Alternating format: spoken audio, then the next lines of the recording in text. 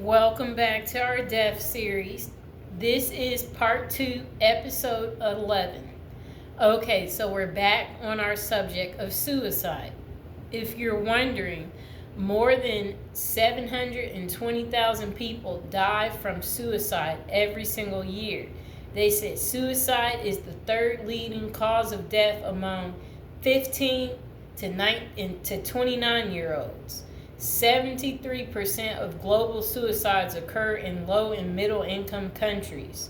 The reason for suicide are influenced by social, cultural, and biological, psychological, and environmental factors present across their life. And they said for every suicide, there are many more people who attempt suicide. A prior suicide attempt is an important risk factor for suicide in the general population. So they said every year 726,000 people take their own life, and there are many more people who make suicide attempts. Every suicide is a tragedy that affects families, communities, and entire countries, and has long-lasting effects on the people left behind. I believe them. Suicide occurs throughout the lifespan and was the third leading cause of death among 15 to 29-year-olds globally in 2021. Suicide does not just occur in high-income countries, but is a global phenomenon in all regions of the world. In fact, close to three-quarters, 73% of global suicides occurred in low and middle-income countries in 2021. So this is what they're saying, people. Suicide is a serious public health problem that requires public health response. Okay, so then they said who's at risk. Okay, let's see. The link between suicide and mental disorders. Okay, so people, I guess, with disorders, they're saying. People who are not able to deal with life stresses, financial problems, relationship disputes, chronic pains, and illnesses. Yes, pain, people. And then let's see what else they said. In addition, experiencing conflict, disaster, violence, abuse, or loss, and a sense of isolation are strongly associated with suicidal behavior. Suicide rates are also high among vulnerable groups who experience discrimination, such as people who are in the LGBT community. They said transgender, bisexual, indigenous people, migrants, the list goes on, prisoners. Prevention and control. Okay, so let's see what they're saying about that. Okay. Limit access to the means of suicide. I'm trying to see what they mean. They're not really giving good reasons on what's going to help people. But they said the stigma surrounding is mental disorders and suicide mean many people thinking of taking their own life who have attempted suicide are not seeking help and are therefore not getting the help they need. Okay, so that is all we have for you on that, and we will continue this again. But now would be a good time to like the video and to subscribe, and let's see if we can pull up another good fact for you. Because we're looking at, okay, so we can look at firearm suicides, okay, and self-inflicted injury. Okay, so now they're trying to say firearm suicides, they got like that being 27,000 they're talking about out of 100,000 people. Okay, so all suicides, okay. Suffocation, 12,000. Poisoning, 6,000. It looks like that's all they have for that part. This is a very sad subject. Is any of you out there have a family member who's did this and, there was no signs of this going on? Okay, so they say that there's an estimate of 1.6 million suicide attempts. So they're saying actually it's more. But half of them go through, but the other half, doesn't quite go through. And they said died by suicide 3.85 times more than women. So I guess men are more stressed out. That's what they're trying to say. That's what it's looking. I'm looking at the graph. Okay, so now let's talk about another year from 2 years ago. So they said in 2022, rates were highest for adults ages 85 years and up. And then they said the next highest was for those 75 to 84 years. Okay, so once you get up there, you have no one to help you. So now you're feeling suicidal because you're like, how much longer am I going to be here? It sounds like that's what they're thinking. So then they said that suicide rates increased for those aged 35 and older and decreased for those aged 34 and below. So youth below ages 25 have had consistently lower suicide rates than middle-aged and older adults. Okay? Let's see what else. Okay, so now let's look at ethnicity.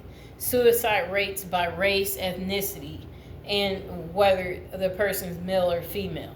So they said in 2022, the highest U.S. age-adjusted suicide rate was among was among American Indians and Alaskan Natives.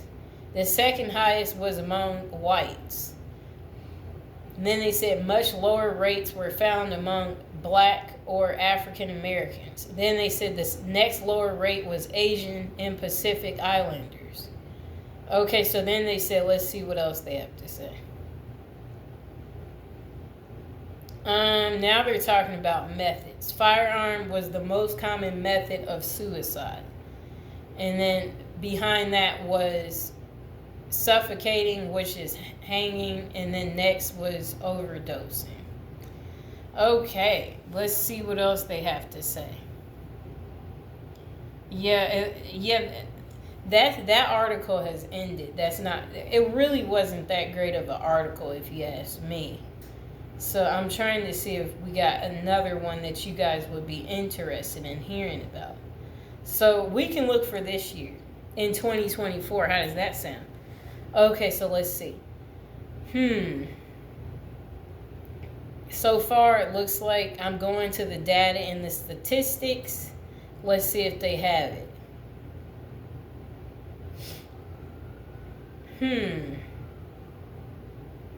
I'm not seeing them give me what I need, but they are showing men being the majority for this.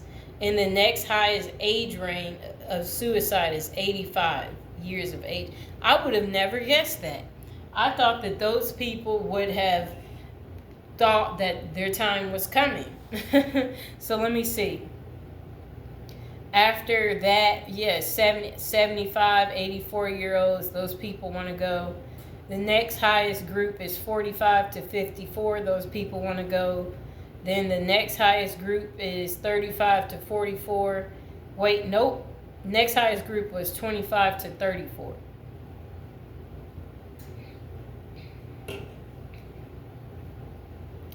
Okay, so I'm trying to see if there's one that we're missing.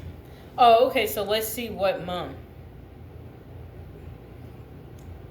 Month with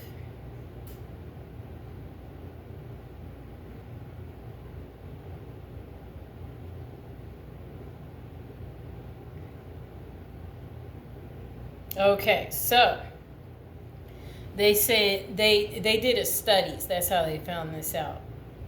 Because they're studying depression and suicide.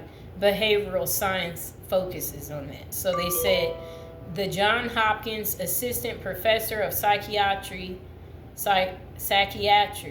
he knows that contrary to popular belief, suicide rates spike in the light of spring, not the darkness of winter. They said so it happens in April, May, and June. The suicide rates go up and is the highest. That was when Kate Spade did what she did with taking her own life. It was in June. So they got that part right. So it says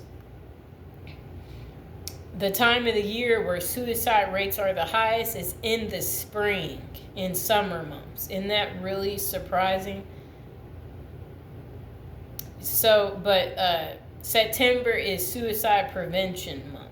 That's the month where they're doing the awareness on it. Okay, so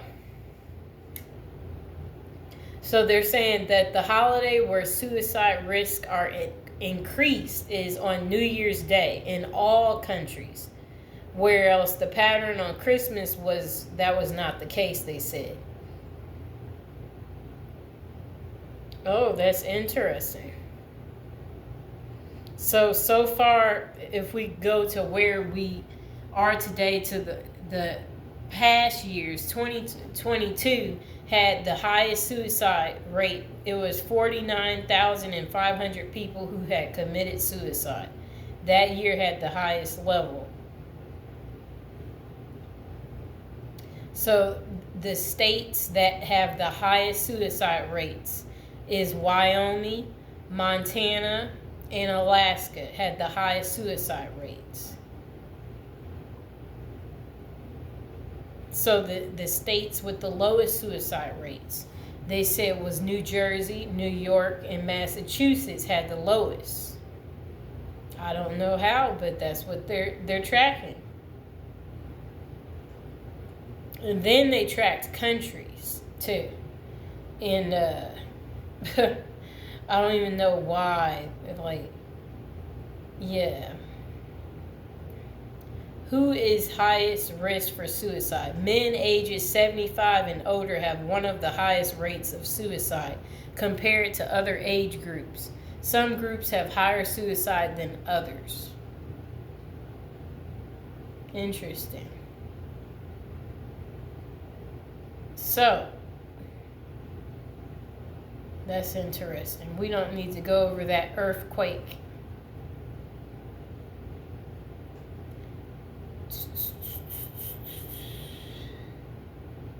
Okay, so now they're talking about the days of the week that people are likely to do this. They said after analyzing more than 1 million attempted suicides with poison, the most frequent method used in the United States, researchers have found that Sunday and Monday are the peak days for adults to take the act.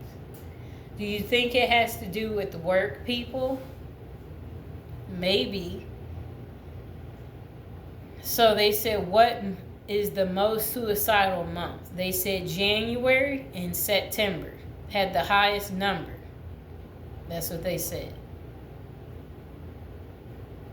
Okay. So they said the city with the highest suicide rate, it was called Alaskan City. That's what they called it. That must be in Alaska. Now let's see if they want us to know something else. So they said professions with the highest suicide rate are mining, construction, arts, entertainment, recreation, agriculture, fishing, hunting, forestry. And then they said, what race has the highest suicide rate? Non-Hispanic American Indian and Alaska Native people and non-Hispanic white people. Okay. Interesting. So the country with the least suicide rate is Greece and Turkey. That's what it says. Interesting. Okay, so now they want to include gender. Globally, death by suicide occurred about 1.8 times more often among males than among females in 2008 and 1.7 times in 2015. In the Western world, males die by suicide 3 to 4 times more often than females. The greater male frequency is increased in those over the age of 65.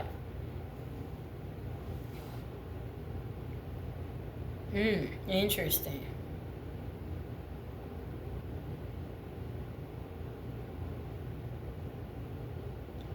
And they said, what's the number one cause of suicide? Depression. They said that's what it's associated with.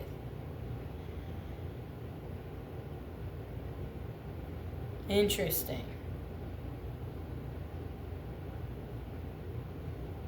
I'm seeing if we're leaving anything else out. We're going to get to the saddest month.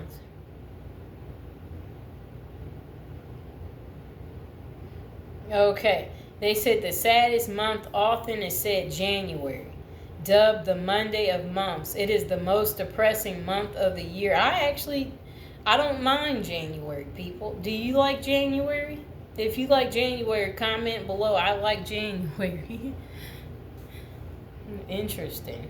So they said, what month has the most deaths? On average, they said January is America's deadliest month, according to the analysis on 66.8 million deaths among all the way back to 1999, collected by the Centers for Disease Control. Okay.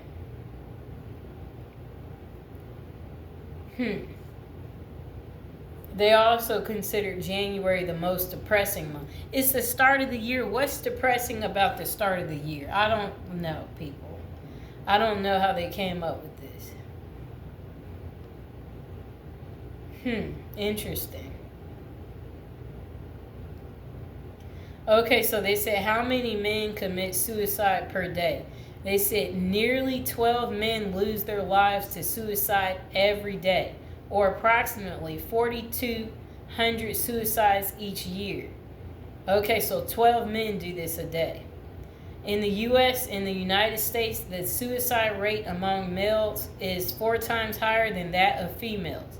Male deaths represent 79% of suicides, amounting to roughly 100 men dying by suicide every day, over 36,000 annually.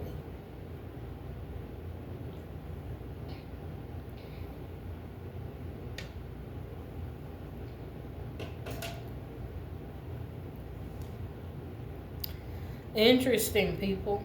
I hope this isn't depressing you.